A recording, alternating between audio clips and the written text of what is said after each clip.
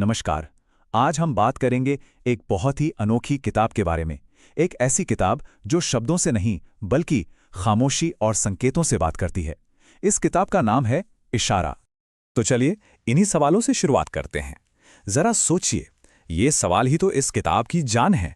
ये हमें सोचने पर मजबूर कर देते हैं कि भाई असल में कितना कुछ है जो हम कहते ही नहीं, जो अनकहा रह जाता है।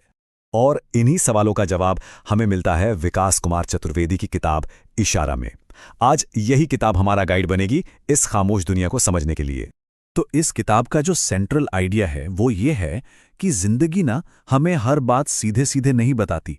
वो हमें हिंट्स देती है, इशारे करती है, और हमें बस उन्हीं इशारों को पढ़ना सीखना है। अच्छा, अब आते हैं उस प्रॉब्लम पर जिसे ये किताब सामने लाती है।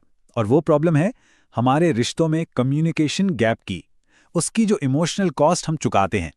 देखिए, किताब का जो इमोशनल बेस है वो यहीं से शुरू होता है। बात यह है कि हम लोग अक्सर ये उम्मीद लगा बैठते हैं कि सामने वाला बिना हमारे कुछ कहे ही सब समझ जाएगा, हमारे इशारे समझ लेगा। और ये ना एक ऐसा विशियस साइकिल है जो अनजाने में चलता रहता है। हम अपनी फीलिंग्स को दबाते हैं, फिर गलतफहमियां होती हैं, रिश्ते टूटने लगते हैं, और आखिर में इंसान अंदर से एकदम अकेला पड़ जाता है। तो सवाल उठता है कि इसका हल क्या है, इसका सल्यूशन क्या है? किताब कहती है सल्यूशन है खामोशी और संकेतों की भाषा को पढ़ना सीखना। और यही इशारा का सबसे पहला और सबसे जरूरी मैसेज है। ये किताब खामोशी को कमजोरी की तरह नहीं देखती, नहीं, बल्कि उसे गहरी फीलिंग्स को जाहिर करने का एक जरिया मानती है। ये बहुत इंटरेस्टिंग है। देखिए, हम सुनते तो हैं पर समझते नहीं, हम देखते तो हैं पर महसूस नहीं करते। और यही तो असली फर्क है, सिर्फ शब्दों को सुनना और शब्दों के पीछे छिपे इंसान को सच में समझना। और जब हम समझ नहीं पाते तो क्या होता है? हम कह देते हैं, अरे उससे तो कभी बताया ही नहीं। ये कह सकते हैं हमारा सबसे कॉमन बहाना होता है जब हम किसी से कनेक्ट करने में फेल हो जाते हैं। जरा इस लाइन पर गौर कीजिए, हम सब किसी ना किसी का अनकहा दर्द हैं, और किसी और के लिए एक अनदेखा इशारा। मतलब कितनी गहरी बात है ये लाइन ही पूरी किताब का इमोशनल कोर है, एक यूनिवर्सल सच जो हम सब पर लागू होता है। तो थ्योरी तो बहुत हो गई, अब आते हैं प्रैक्टिकल बातों पर।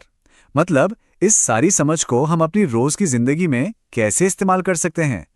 किताब इसके लिए भी कुछ बातें बताती है। तो इशारा से हमें क्या सीखने को मिलता है? पहली बात, शब्दों से ज्यादा किसी के बर्ताव पर ध्यान दो।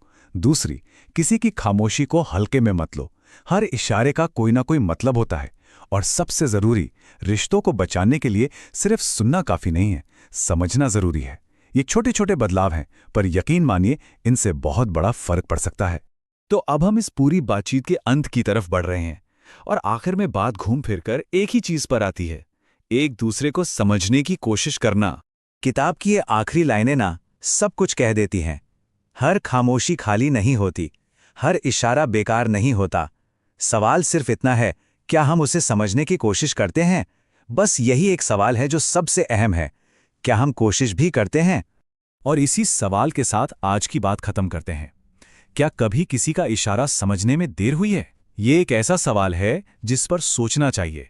इसका जवाब हर किसी को अपने अंदर ही खोजना है।